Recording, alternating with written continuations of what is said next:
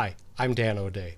Recently, a voice actor sent me an email, and I have it here. The email said, I received a request for audio for the following scripts. I am in need of male and female listeners next door voices for those listener comments. Sincere and conversational, please. Female, and this is part of the instruction to the voice actor. Female, you guys do a great job. I'm glad the days are getting longer every day so we can listen more. I love all of you guys. The music mix is good. The contests are fun. I really appreciate the care and concern you show for each other and for the listeners. And then, I listen almost every day through the week, 7:30 a.m. to 5:30 p.m. I can't imagine not having, and they name the radio station. Thanks for all you do. Oh, then there's one from male. My wife and I really love our radio station, and we're proud to be able to support it.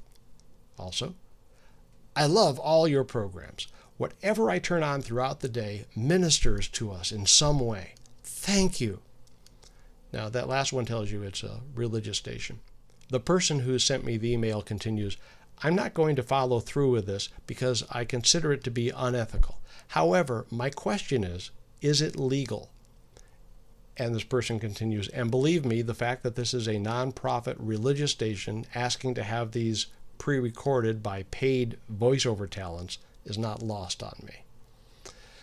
Well, not being qualified to dispense legal advice, all I can do is take a guess based upon my understanding of Federal Trade Commission regulations. Last year, the FTC issued pretty strict guidelines forbidding faked testimonials or reviews of commercial products. These are aimed in part at online reviews, a company that has its employees pose as delighted customers, sharing their wonderful experiences on TripAdvisor.com or Yelp.com, for example. Well, that company now is in violation of FTC regulations. The legal, not ethical loophole here might be the station's nonprofit status. On the other hand, the radio station probably solicits donations. The FTC might be interested in the use of false testimonials to influence people to donate. It might also be argued that such testimonials are designed to provide social proof to help increase overall listenership. If some of those listeners are obtained at the expense of competing radio stations, might the FTC be interested? So to answer the question directly, I don't know if it's legal. Ethics, of course, are subjective, so I can't objectively state if the practice is ethical or not. But I do propose this test for anything a radio station does in a deliberately misleading manner. If your listeners were to find out what you were doing, would it damage your radio station in their eyes?